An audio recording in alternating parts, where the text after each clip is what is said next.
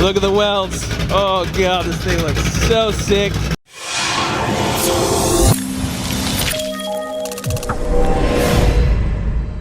What is going on, guys? So, you guys saw in the last video, we drove the GT500 for the first time. We're gonna make our longest trip today. We're gonna go to Orlando. Our friends at Ice Cold Air Muffler, Tyler down there. We're gonna get the AC charged up because I was sweating last night driving it around. So we're gonna get the AC charged up, have a nice street car. I also have a 15-inch conversion. We'll see if he has time. We can throw that in too. Then we can put the welds on today. So hopefully we can do that. And now it's time for a cold start. So I just need to find a place to place this camera. Cold start, cutouts, open.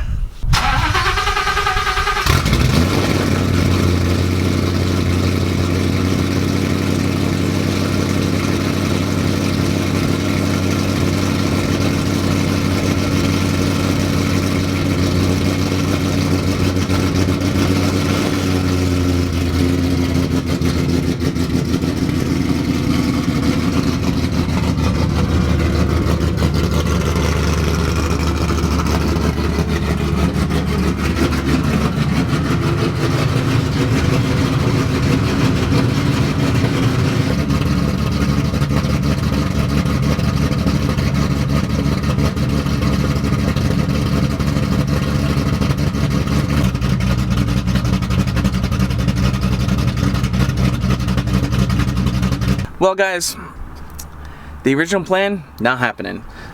So the slave cylinder appears to have exploded. Don't know why at the current moment. Not a huge deal. I'm really close home. I'm gonna be walking home and we're gonna get the trailer and I guess we're gonna pull the trans out and measure things and try to figure out why the slave cylinder exploded. Obviously it extended too far forward. I know the slave cylinder exploded because the clutch is stuck on the floor. I looked at the clutch fluid in the reservoir and it is down, and I looked under the car and pretty much all the clutch fluid just went down. It's also possible it could be a clutch line, but I really don't think so. But I mean, obviously, either way, I gotta tow the car to the shop and get it up on the lift and just figure out what's going on. We're gonna get a slave cylinder. More than likely, we're pulling the trans out. So, not too big of a deal, but it happens sometimes when you have these big projects, so many different moving parts. So I'm gonna go home, walk home from where I am, and yeah, we're not getting the AC charged today, and we're not getting the 15-inch conversion, but I'm sure we'll just end up continuing this video into fixing the car. But you know, this stuff happens. It's not a big deal. You know, I'm just a little bummed, but I got to drive the car around last night, so I was happy with that. So this stuff happens. We'll get it fixed. It is what it is. Alright, let's see.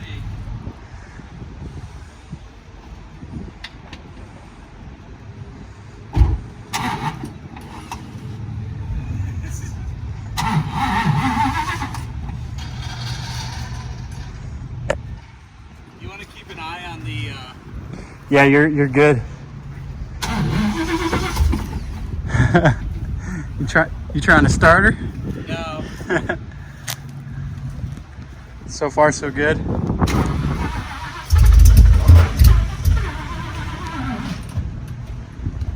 Almost there. Yep. You want to make sure the spacing on the wheels is good?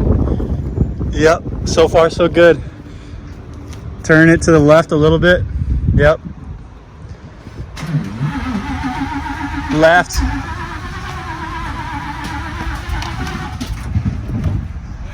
Yeah, good still. I'd go like a slight left.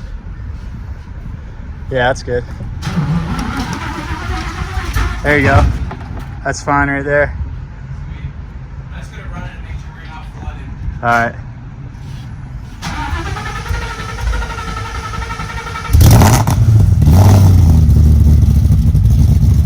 Open the cutouts. Open the cutouts.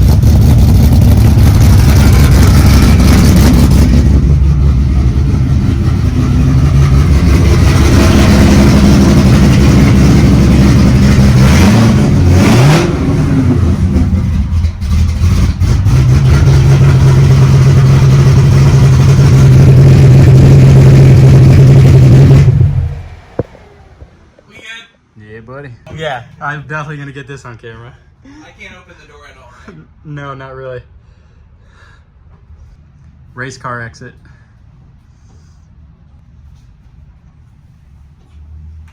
Oh, this car's not as bad as, what did we have in here the other? Oh, the 3-valve. That was pretty easy. Woo!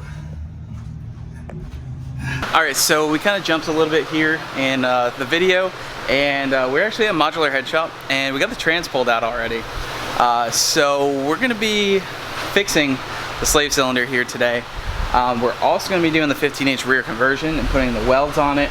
We'll show you guys how to measure the clutch properly so you don't run into this predicament we ran into. But yeah, trans is pulled out. I also got the wheels off, and trans is right here. So that was a lot of fun to get out.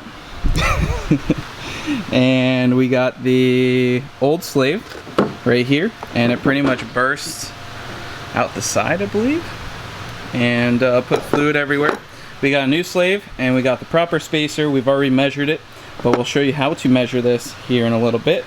But first, we're gonna go ahead and pull the diff cover off. We're also gonna be doing a fluid change, but we're gonna pop out the C-clips, pop the axles out, and then we're gonna be putting in the BPS 15-inch rear conversion, which is basically new rotors, new hardware, and a new brake caliper bracket that relocates the caliper, same caliper. And then we are also going to be doing a BMR sway bar relocation kit, which just moves this a little bit so that we can clear the 15s. All right, so I got the panhard bar out of the way. I got the diff cooler lines off, and it's draining down into this bucket. So we're gonna pop the cover off and get access to the C-clips. We're also gonna take the brakes off, and we should be able to slide the axles out. It's a fairly simple job, I've been told. I've never done this before, but it shouldn't be too bad. So obviously I just unbolted the panhard bar, got that out of the way so we can get the diff cover off, because the panhard bar sits right behind it. Diff cooler, these lines just have two little clips on them that I still gotta find one that popped off over there. I hate those little clips. And yeah, so we're making some progress here. All right, so I got the brake rotors, brake calipers off.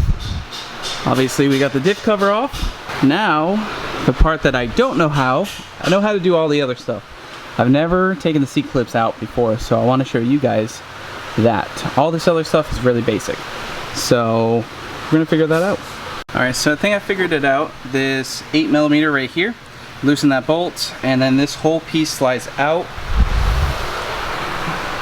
And I believe we just push in the axles and pull the C-clips out. Right. Want to show you how it's done? It's been a while. It's been a little while. So I guess you just push that in and... Yep, see the little bronze things? Those are your C-clips. Yep.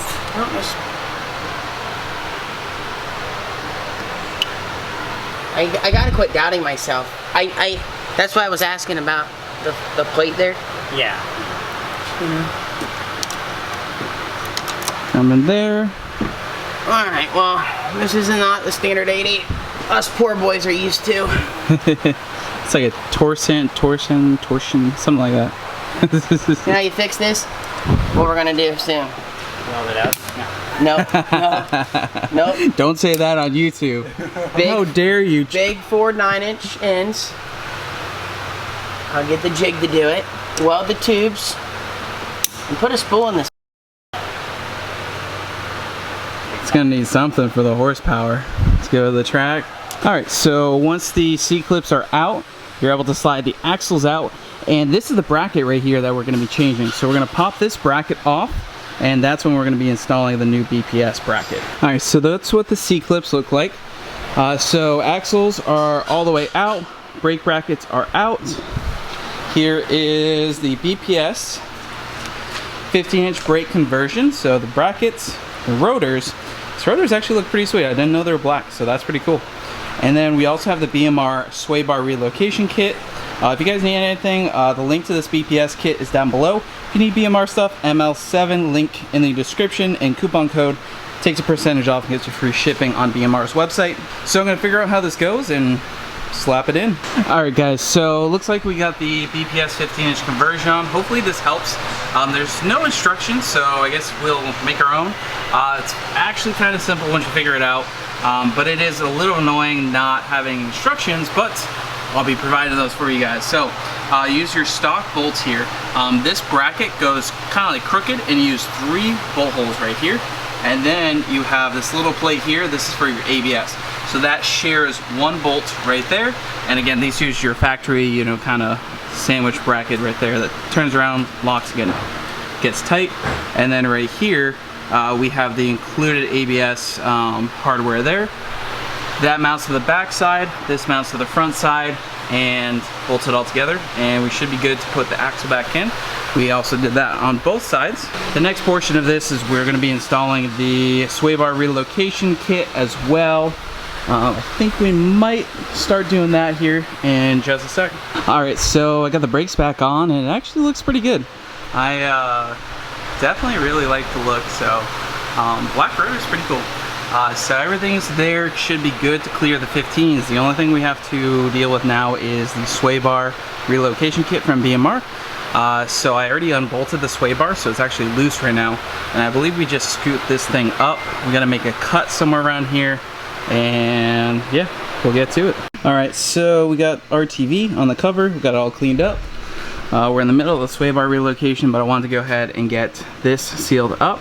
So we're gonna go ahead and put the diff cover on, seal it up, let that dry, and then we'll do the rest of the sway bar relocation. All right, so we got the diff cover on, we got the lower diff line on. We're gonna let that dry, and then we'll fill through the top hole. It should take somewhere around 2 to 3 quarts. 3 quarts dry, but it does still have some fluid in the lines, which is not a problem. Now we're going to shave off this part of the bracket right here, and that's for the sway bar relocation. So we're just basically cutting straight across here, and that's going to give us the clearance we need for the sway bar. Alright, so I went ahead and finished up, got the 15s on, and they look killer. We did have to do a sway bar delete because I believe the 1314 GT500 Performance Pack has too big of a sway bar. But we do have a relocation kit on, so if we need to figure out something to put it there and it sways too much, then we'll do it. But I run no sway bars on the Bullet, and it works perfectly fine on the street and the drag strip. We could also go to a roll bar, which is also an option, but we got everything nice and sealed up. So now for the next portion of the video, we're getting the trans cleaned up from the mess the slave cylinder made. Then we're going to show you how to measure this. Well, Jordan is. And we're going to make sure that it's right within spec. Then we won't have any issues with the clutch going forward. Alright, so obviously we had some issues with the slave cylinder overextending. So we actually got measurements before of the shim that we had in there and realized that that didn't work. Correct, so I had nothing to do with this portion. But we're gonna get it fixed up. So what we're pretty much trying to do is we're trying to measure the preload on the slave cylinder. Obviously it moves back and forth, so we need to take measurements from static points. So that's gonna be off the tip of the index plate at the engine block, and then at the front of the bell housing, and then a couple more on the clutch, which we'll show you. I am very creative but a terrible artist, so I'm just going to draw this real quick, as simple as possible, and then put in a couple offsets for the different tools we're using. So this might look a little ghetto, but it's just a chain guide that I robbed the wear strips off. It's nice and sturdy, and you know, this here is pretty consistent as far as thickness goes, and I need something small once we get up by the clutch. This over here is just a straight edge I keep in the cylinder head assembly room. We will be using this for the bigger measurement off the bell housing. So, all right, so pretty much we have our engine block here. All right, and we have our clutch plate.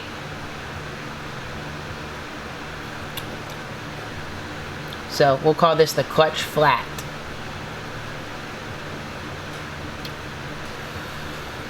And then here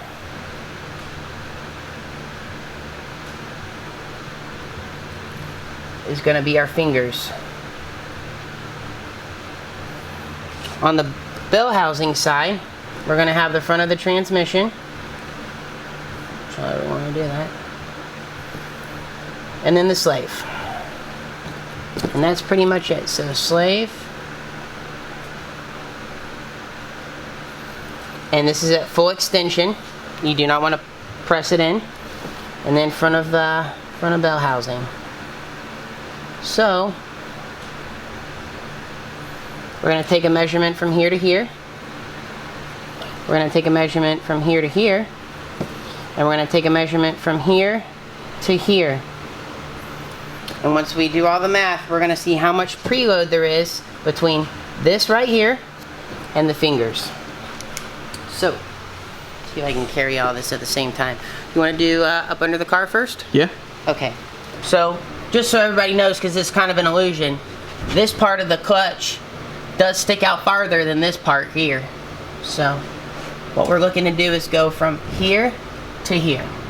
So.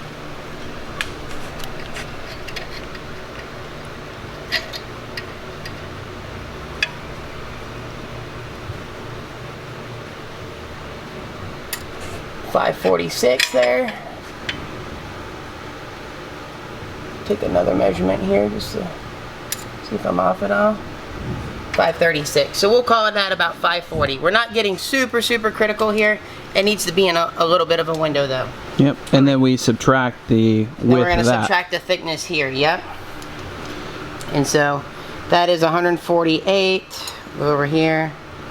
149. So we'll use 148. All right. So now we know. We said 540, right?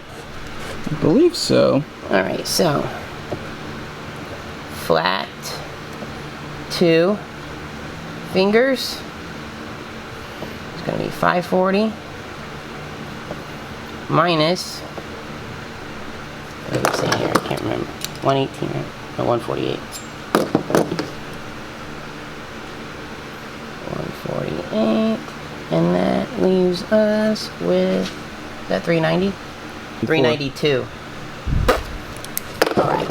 Well, measure from the flat to the bell housing, or sorry, Engine the block index plate. Yep. Index plate. Yep. All right. So really, the easiest place for me to get it is right here. Since I am right-handed, it's just awkward. So that's where we're going to get it from.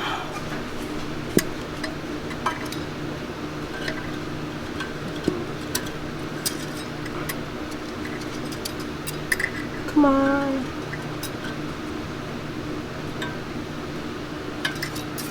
Alright.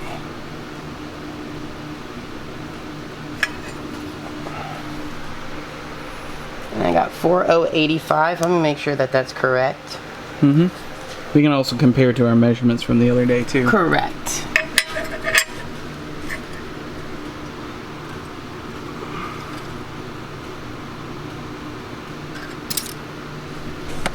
$4,089. So yeah, we're consistent within 4,000. So I'm happy with that.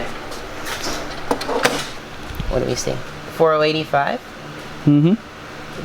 085. We also have to subtract the 148 there, and then that will give us our distance from here, and we are going to subtract the 392. So yep. bear with me, I've been doing math all morning and I don't feel like doing this math in my head, so I'm going to use a calculator real quick.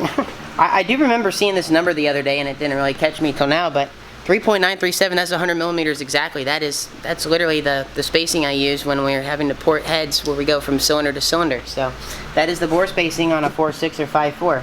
Just happens to be a coincidence. So we got one more measurement left, and then we get to do some really simple math, and this is going to take like another 2 minutes and we'll be ready to go. So yep. What we are looking for is I think 1/2 inch to 5/8, so 0.500 to 0.625 preload. And unfortunately, when I measured it the other day with the 150,000 shim, Andrew had 230. So yikes. We were way off. Big time. So, and we can see that with the slave that broke. We can Correct. actually see that that one is overextended, and it's actually... Yeah, way overextended. So that's why it was probably working for a little while, but eventually it popped. Correct.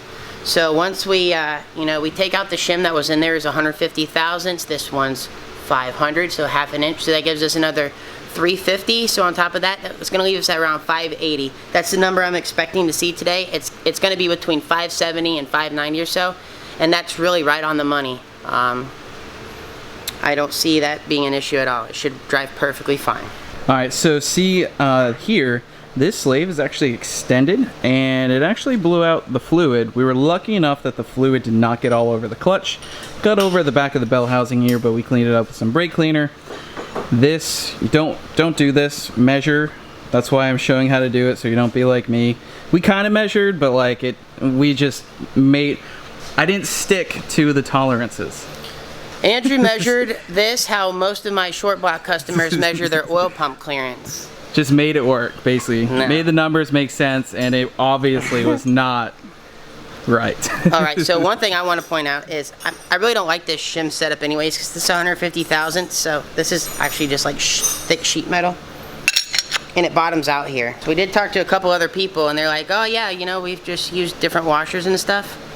No, you don't use different washers. There is a ton of pressure coming here. This needs to be flat up against this. So I was a little leery when Andrew's like, yeah, he's gonna send us a 1/2 inch spacer. I'm like, isn't there another slave cylinder we can use that maybe is a little bit longer? You know, I'm not really comfortable spacing this thing that far out. But it arrived yesterday, and it's just how I want it. Literally, it's located. It's got steps in it. It's a billet aluminum. And I'm a lot more comfortable with it this way, because instead of this, where we're really taking all the locating properties off of this slave cylinder, now it's going to sit like this, and it's also going to locate in here. Yep. So to say I'm happy about this design is an understatement. I'm thrilled. This is how it should be. You can't get your part to fit like this, then you just need to take a break.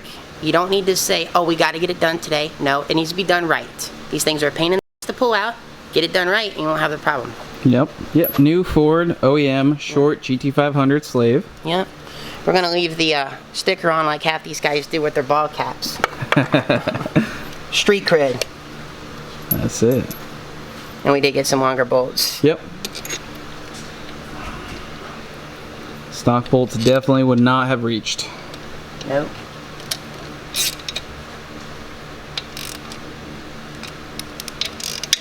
It actually looks like it was meant to be there now. Yeah. It looks good. And we got our other straight edge here, so we're gonna measure right here to right there. Now, don't push it. I mean, it will move a little bit. Just nice and relaxed. Like I said before, we're not looking to hit an exact number. We are trying to get in a roundabout. I mean, a roundabout like 25 thousandths is about a roundabout. And obviously you need a good set of calipers. I did not have a good set. Yeah, these are like cheap. I actually buy these on Amazon. For anybody looking for them, if you just look up, I think they're like one of the Amazon recommended items. They come in a, I mean, they're probably Chinese, but they get dropped here a lot. So they're good for doing a roundabout measurements, and they're easy to read. Yeah, we'll probably put a link in the description. Find it easily.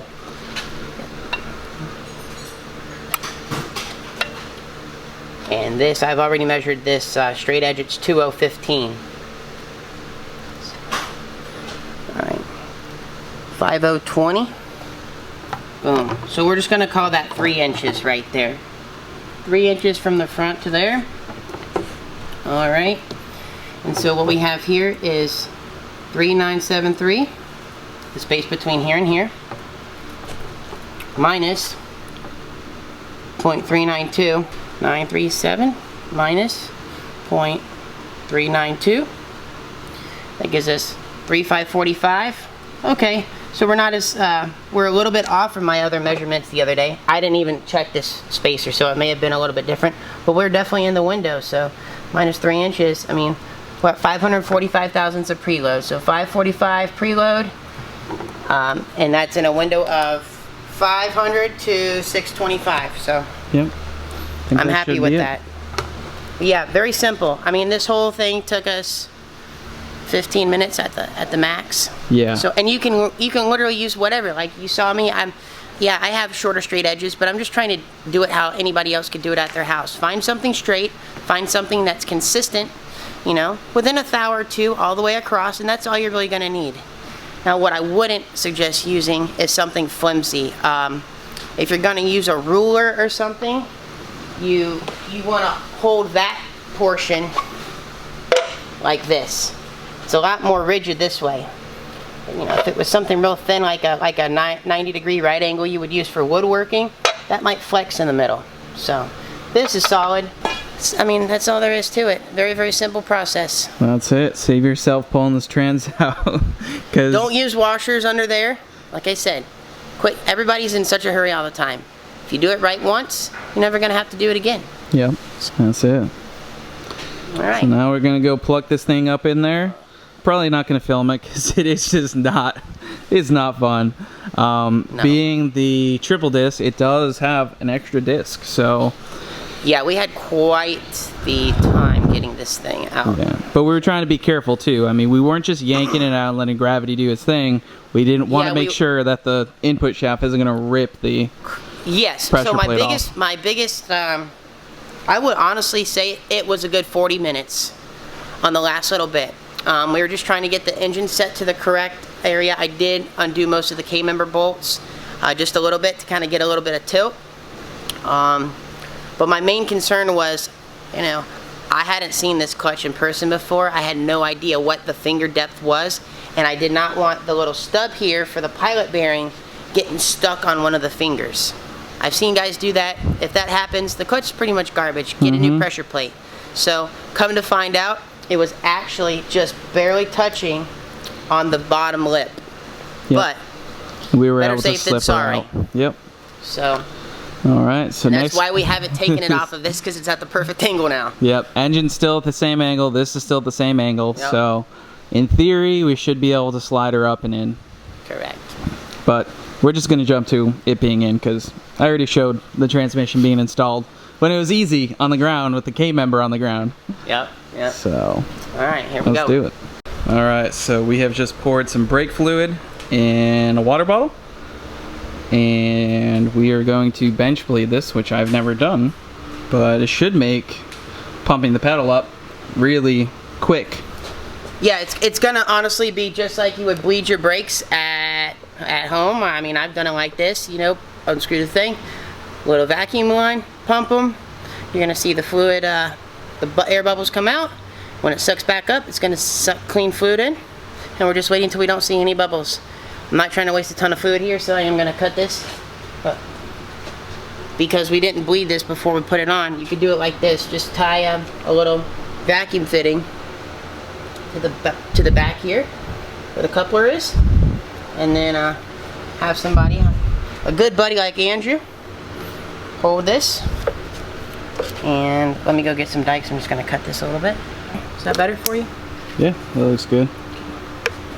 And then you're just pumping the slave, right? Yeah, I gotta pump the slave, but I can't hold the light too, so. You okay? Mm-hmm. All right. Oh yeah. Some bubbles. You can see the fluids going down as we go. Taking it. Yeah.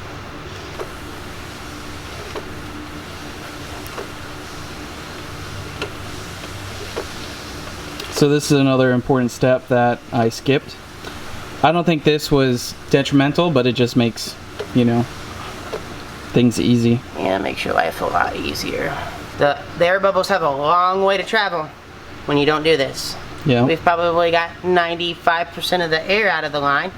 I'm not trying to say that, you know, this is perfect or it's 100%. We are going to open the line to air, but hopefully, you know, once we pull this off, the fluid, there won't be much of a void for air to get back into. I think that's it, right? Yeah, like literally 30 seconds worth of bleeding and you're done. Yep. That'll be a lot less pedal work too, pumping the pedal. Yep. And it's not like we pushed any dirty fluid back in, so we can use this. You're not wasting anything. Yep. Brand new slave. Just pull this off. Done. There we go. That's it. Cool. Then we can pour this right in the reservoir. All right. All right, so it's already in literally 3 or 4 minutes, and you know, me and Andrew got it. So I will say 2 things. One thing we didn't think about, which everybody at home, you know, if you're doing this at home, is the slave cylinder. Now that we shimmed it forward, the outlet is very, very close to the bell housing. It's not sticking out farther than it, you know, as far as it should. So there's that little plastic grommet that goes there. We just removed that. At first Andrew's like, well, we could bend it a little bit, and then we're both discussing real quick about, you know, we don't want to kink the slave, so that's going to be the best thing. It's not going to hurt anything. Yep. Also, I thought it was seated all the way, put the E-clip in, and it was not. So, just so you know, you can push it in, it will snap in place, so you can go ahead and pre-assemble the E-clip in there. It's going to be a lot easier. Yep. Not a ton of room up there. Third thing to note, there's absolutely no way with this blower, with this combination, there's no way to not hit one of the fingers with the pilot stub of the input shaft. However, I was able to get my hand up in there. We're touching a finger about that much, and it's just kind of rolling off the tip, getting it in. So just be super careful if you have to pull this combination out like we did. We took a lot of time to pull it out to make sure we didn't hurt anything, and that really paid off. Also, if you have the ability to, I know a lot of shops have multiple jobs going on. There's not any cars that get worked on at this shop. The same car's been on this site for 3 years. So, besides this car. So, not like I had anything else scheduled. We left the transmission in the exact same location and angle that it was on the tranny jack, and that made really, it super easy that really to just slide in. Yeah, it really proved that that's the way to do it when you don't have hardly any space. We're only about half an inch away now. We literally just got to get the rest of the pilot stub and the pilot bearing, and we'll be set. That's it. Alright, so this is my little trick for U-joints. I'm sure everybody's seen somebody that takes electrical tape and wraps them around. Thick heat shrink works really good too. Trying to get into kind of a tight spot. Gonna just barely heat it up. I'm not gonna make it shrink all the way. Now you just got something that's a little bit more steady though. It'll still flex. It's just not gonna flex very much. Yep. Alright, so I think we're good. Jordan helped me with the transmission. Thomas helped me button a lot of the other stuff up when I was kind of getting a little slow and tired. So it looks like we are good, ready to rock, ready to start her back up, bleed the clutch, and probably leaving the truck here and driving the race car home.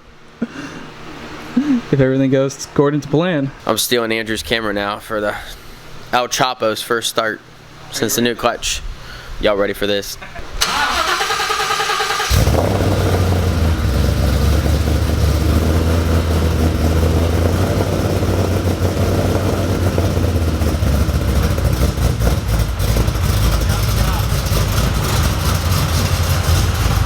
It's shaking on the lift. Oh yeah. Oh yeah. Throw her in gear real quick. That's it first? Yeah. It's not Clutch spinning. is in? Yeah. It's not spinning, right? That's clutch out. Yep, you're good. You are good, sir.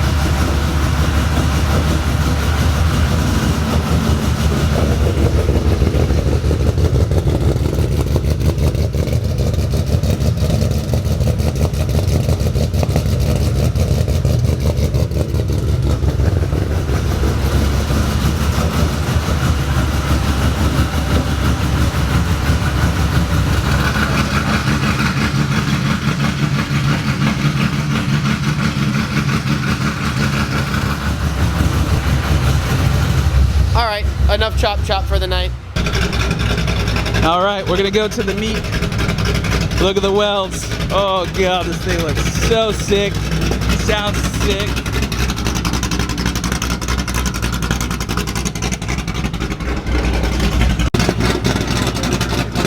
This is what my videos consist of now. You're just listening to this.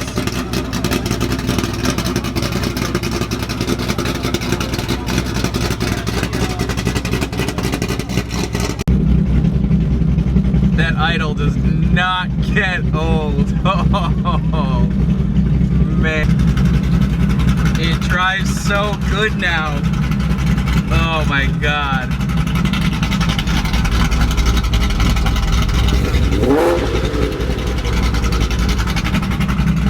Oh my God. Love it. Alright guys, I didn't film much at the meet, but I am so happy to be driving the car again. And I just loaded a new file, new tune from Rob Shoemaker. That's right, Palm Beach Dyno. They're going to be tuning the car, so I'm super excited. Pretty much just fixed all the drivability.